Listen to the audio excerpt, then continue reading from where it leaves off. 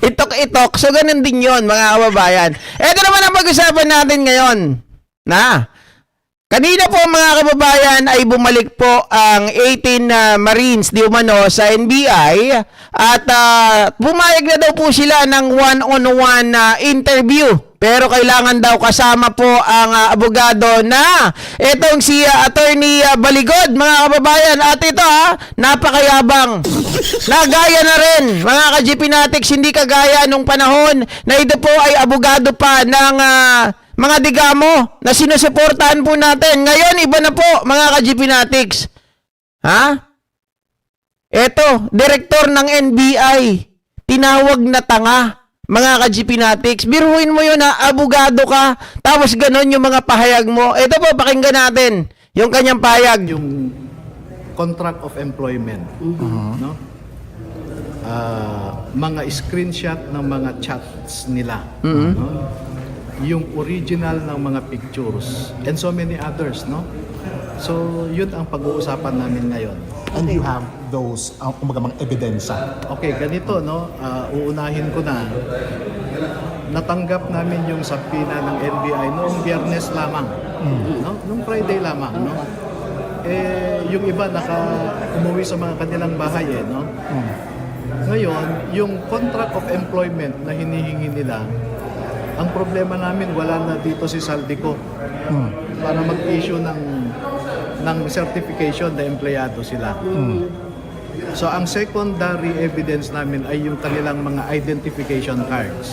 Okay, mga kababayan, nanghihingi ng certificate of employment. Okay. Ito, abogado to Pero, sa inyo, sa mga nagtatrabaho dyan, kapag wala kayong certificate of employment, ano ang pwede nyong ipakita, mga kababayan, to justify that you work with that company? Okay? So, meron, mga kababayan. Ano yon, GP? Siyempre, ito yung hindi naiisip ng mga taong hindi nag-iisip, no? Akala mo lang matatalino, pero wala naman pala. Siyempre, mga ka-GP Natics, wala si Saldico. Okay? Dahilan nyo lang yun liway nyo lang yun. Para sa akin alibay nyo lang yan. Na wala si Saldico, paano kami makakahingi ng certificate of employment? Simpleng-simple lang ang gagawin mo. Siyempre, nagtrabaho sila dyan kay Saldico. Mga kababayan, bakit hindi kayo kumuha ng ITR? Diba? ITR. Tax record. Mga ka-GP Natics. Siyempre, kung sumasahod yung mga yan, kung empleyado yung mga yan ni Saldico, therefore, mga kababayan, may record yan. Diba? May record yan dapat sa BIR. Bakit hindi kayo kumuha doon? Bakit inaalibay nyo? Hindi, wala kaming may bigay na certificate of employment kasi wala si Saldico Yung mga ID lang, yung ID, mga kababayan, nagagawa yan sa recto. Diba? SSS contribution, tama po, si Gabriel, tama ka dyan. Diba? Pag-ibig, mga kababayan, imposible naman. Dahil nagtatrabaho po sa gobyerno, itong si Saldico, at kapag siya ay may mga empleyado, imposible na hindi sila maghuhulog ng SSS contribution, BIR, pag-ibig, mga kababayan. Ay, nako ITR, di ba? GSIS, sama na natin. Bakit hindi nyo makuha? Bakit wala kayong mailabas na ganon? ID lang? Ano to, hindi nag-iisip? Parang para sa akin, ang babaw-babaw. Mga kababayan, there are a lot of things, di ba? A lot of remedy. Kung wala yung isang bagay, na para mapatunayan, ma-justify mo na nagtrabaho yan sa isang tao, di ba? Merong paraan pag ginusto. Pag inayawan, marami talagang dahilan. At kapag hindi totoo, nabubukulan. PhilHealth, sama na natin. Di ba, Ma'am Lilian? Sabi ko nga kapag hindi totoo, wala ka talaga maipresenta. Pero kapag totoo yan, hahanap at hahanap ka ng paraan. Marami, mga kababayan, na pwedeng pagkunan. Mapatunayan mo lang na totoo na sila ay mga empleyado ng taong ito. Oh. Just me, Marimar. Tapos yabang-yabang pa. Oh, ito. Di ba? Pero nung kinerminate sila, pinasurrender ang kanilang mga identification cards. Oh, ito na. Mga kababayan, mayroon daw sila mga ID. Pero nung tinerminate sila, pinapasurrender daw yung mga identification cards. Ayun na nga, attorney. Kung wala yung mga identification cards, kung submit ito sa kanila, pina-turn over ito sa kanila, maraming paraan. Meron kaming mga litrato ng identification cards. Okay. So yun muna. Attorney, sorry, last question. Totoo bang hindi direkta binigay yung mga luggages sa mga taong involved? Kasi wala daw direct na pagbigay ito sa mismong taong inaakusahan na pinagbigyan ng mga politicians. Yung iba, pero yung iba, personal. Halimbawa, si Secretary Pangandaman. Okay. Siya mismo ang tumanggap eh. Pumunta siya sa basement 3 ng Horizon Homes. Okay. Siya mismo ang tumanggap. Walter. So hindi totoo yung hindi direkta, no? Okay. Ebidensya tayo niyan, sir. Oo, pero mga kababayan, again yun sa mga bintang-bintang nila na yan, sila ang dapat magpatunay. Sila dapat ang magbigay po ng katibayan. Hindi pwedeng puro salita lang. 'Di ba? Otherwise, yan po ay magiging chismis lamang, gossip. May evidence. Sir, may evidence tayo against Pangandaman. How many? How many? How many? Asawa ng isa na nanganak. Kaya absent siya nung nakaraan. Okay. So ngayon, sir, how many? 18. 18 complete. Pati po si Toby andyan na rin. 18 na daw sila, kompleto na. Okay, akala ko yung dalawa babaliktad na eh. Tayo na one on one na daw po. Wala namang Individual. request na ganun, na one-on-one. Individual, Pero statement. i-clarify ko lang, no, last 12 March, no, yung sinasabi ni Director Matibag na hindi raw namin pinayagan ang one-on-one o pagtatanong, hindi totoo yun. Okay. Halos 3 oras nga yung tanungan nila. Okay, mga kababayan, sinasabi niya, hindi daw totoo yung sinasabi ni Melvin Matibag na one-on-one tapos magbigay ng tawag dito mga kababayan, isahan, 'di ba? 1:1 na affidavit sinumpang salaysay ng 16 Marines kasi 16 lang yung umatendong nakaraan. Sinasabi niya hindi daw totoo yun kasi 3 oras daw sila nag-uusap-usap. Eh di ba maliwanag na maliwanag yung video nitong si Topacio, di ba? Si Topacio kasama itong si Mike Defensor, mga kababayan, na sinasabi nito na nakakaduda-duda. Bakit kailangan yung pag-isa-isahin ang 18 Marines? Hindi po pwede 'yon, sabi niya ganyan. Mga kababayan, hindi nyo ba alam yung proseso ng batas pag dating po sa quantum of evidence?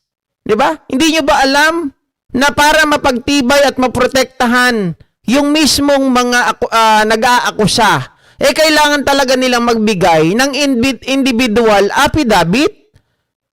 Oh, at sinabi ni Topacio, hindi kami papayag na mag-isa-isa. Mga ka-GPNatics, mukhang hindi kayo nag-uusap ni Topacio eh. Di ba? Kasi doon sa interview, mga ka-GP, kahit tugutin natin, talagang sinabi yun ni Topacio. Nakakapagtaka. Bakit kailangan nilang pag-isa-isahin sa kwarto yung mga 18 Marines na yan? 'Di ba? Pero mga ka-GPNatics, alam naman natin na talagang kailangan gawin 'yon kasi hindi naman sila magkakasama sa lahat po ng pagkakataon. Maaring may 2, may 3, may 4, may 5, 'di ba? Sa pagdi-deliver ng mga maleta di umano, mga kababayan, sa mga individual na kanilang mga binabanggit na biglang nagbabago, na nagiging tawag dito envelope na lang at nagiging paper bag, di ba? Oh. Yung sinasabi ni Atty. Oo. Topacio applied only to his own client, si dating Congressman Mike Defensor, na tinanggihan nila yung isa-isa. Pero yung sa 18 Marines, pumayag ako. Oh, yan ang problema. Yan ang problema. Yan ang problema nyo. Pumayag ka pero sila Topacio ayaw. Ano ba talagang totoo? Sabi mo kanina, hindi totoo yun na hindi pumayag yung mga 18 Marines, mga kababayan, pero inamin mo na sila Topacio ang pumipigil. O di totoo. Kaya walang nangyaring individual na interview dahil, mga kababayan, hindi pumayag sila Topacio. Hindi ka natin alam, hindi ka namin malaman. Bakit? Ano ba kayo natatakot nila? Oh. Tapos sasabihin, nagtatanga-tangaan daw itong si Melvin Matibag. Kasi Winnie wala Halos. naman tayong itatago. Pero sir, So, for almost 3 hours yun na tanungan nila. Background check lang daw sir nangyari Oh, nung personal nakaraan, kaya circumstances. nauwi daw. Almost 3 hours na tanungan nila, mga kababayan. But it doesn't mean na ito ay 1 by 1. Okay? Tanungan ito na almost 3 hours, nagwawala pa si Topacio. Yung 3 hours na yun, naubo sa sa paliwanagan. Yung pagharap ng mga ex-marine. Hindi, ang question ko kasi yung subpoena. Maliwanag kasi sa subpoena, yun yung delegated authority ng ombudsman sa NBI. So, kumbaga, ang ombudsman, inutusan ang NBI na mag-conduct ng identity verification. So, yun lang ang authority ng NBI. So, para So, sabi ko, noong sinabi ng lead investigator na pati yung laman ng affidavit ay tatanungin nila. So sabi ko, sandali lang, mukhang lalampas kayo doon sa ibinigay sa inyo na authority, yung delegated authority. Parang inutusan kang bumili ng suka, nag-grocery ka na. Parang ganon. So tinatanong ko sa kanila, kung gusto nyong mag-grocery, magpadala kayo ng sarili nyong subpoena para handa naman kami. Pero eventually, sabi ko, okay lang, magtanong kayo. Kaya yun ang nangyari. Halos 3 oras kami. Sir, sila magsasubmit kayo ng individual affidavit? Hindi naman ni-require ng NBI yun na mag-submit ng individual affidavit. Yung ombudsman lang ang nag-require. So magpo-comply kami doon. para po malinaw, natanong po kayo tungkol sa affidavit niyo last time. Natanong Yes, po kayo. noong March 12, nagtanong sila sa laman ng affidavit. Sir, sabi ni Director Matibag, dapat daw palitan ng mga ex-marine yung kanilang abogado. Kayo, bilang kayo po ay iniimbestigahan din ng Bureau ngayon. Your reaction on that, sir? Naku, sinabi ba yun ni Director Matibag? Kasi kung i-quote kita, kung sinabi niya yon, para siyang nagtatanga-tangahan. Hindi niya alam ang batas, hindi niya alam ang regulasyon. Bakit? Wala bang karapatan ang mga 18 Marines na pumili ng sarili nilang abogado na gusto nila? So I think, pero dahil sinabi mo yan, ako may doubt ako na sinabi niya yan ha, dahil alam ko na abogado siya. Dapat din daw po kasi Alam nyo, ayan, sinabi ni Atty. Claire kanina yan, mga kababayan. Kaya nagiging mali din yung nagkakaroon ng misconception, nagkakaroon ng misinformation dahil dun sa mga tanong din ng mga press, no? Sa totoo lang. Ayan, sinabi ni Baligod ay para siya nagtatanga-tangahan. Kasi ang sinabi dito, mga kababayan, ni Atty. Melvin Matibag ay kung gusto nila, 'di ba, one-on-one, mga kababayan, itong si itong si Baligod ay kasama din sa iniimbestigahan. Pero again, mga kababayan, kung ito ang gusto nila na maging abogado, wala naman magagawa. Okay? Pwede siyang sumama doon sa interview, pwede siyang sumama doon sa cross-examination individually, pero hindi siya pwedeng magsalita. Hindi siya pwede, mga kababayan, na sumagot para on behalf of doon sa Marine na kinakausap or doon sa mga Marines na kinakausap, mga kababayan. Ganon yung paliwanag ni NBI Director Melvin Matibag. Hindi niya sinabi, mga kababayan, na dapat dapat meron silang kasamang ibang mga abogado. Hindi ganon. Ang sinabi niya, dapat may abogado sila. Pero kung ikaw naman ang pinili, walang problema. Kasi yun ang karapatan nilang mamili eh. Di ba mga kababayan? Pero ang sinabi na malinaw doon ni Melvin Matibag ay hindi ka pwedeng magsalita on behalf nung mga Marine na kino-cross-examine nila. Nandun ka lang para, mga kababayan, siguro magmatsyag, mag-chat down notes, at kung ano-ano man ang pwede mong isulat or i-record na pinag-uusapan. Pero hindi ikaw pwede kasi wala ka naman personal recollection dun eh. Diba? Wala ka naman alam dun eh. Doon sa mga tinatanong, so hindi ka pwede na ikaw yung sasagot kasi wala kang personal knowledge doon. Sabi nga nung sino ba yun sa Historicon, ikaw ay, ka lang, kumbaga second hand lang, mga kababayang yung information mo, second hand or third hand information lang. So dapat sila pa rin ang magkwento, sila pa rin ang sasagot sa mga katanungan. Diba? Otherwise, tinuturuan mo lang talaga sila. Oh. Thank you so much, Thank you, sir, for supporting PBBM. Salute you. Thank you. Mahirap talaga magsinungaling, GP. Iba-iba ang pwedeng masabi dahil hindi nga totoo. Correct, mga kababayan. Yan naman yung kinakatakot nila. Sabi ko nga nung nakaraan, bakit pinipigilan nila Topacio? Kung sinasabi mo naman na hindi mo pinipigilan, bakit hindi mo pinayagan na magsalita? Bakit hindi mo sinoplak si Topacio at that time? Diba? Kasi sabi ko nga mga kababayan, kung walang tinatago, bakit hindi magpa-interview? Diba? Sabi ko kahit matulog, kahit nakapikit, kahit nakatuwad, kahit ano pang pwesto niyan, masasabi nila kung talagang mayroon silang personal knowledge, totoo talaga yung kanilang sinasabi.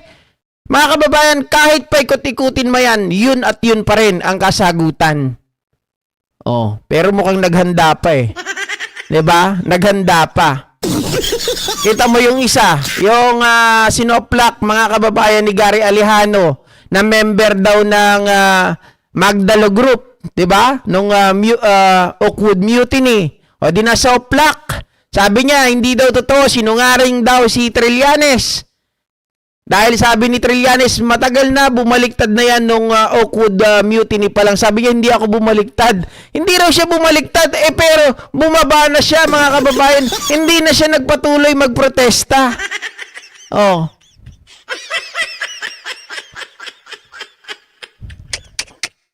Ay, nako. Okay, so ito naman ang pag-usapan natin, mga ka-GPnatics. Yan, yung mainit na usapin kahapon, ituloy lang din natin. Mga kababayan, tungkol po dito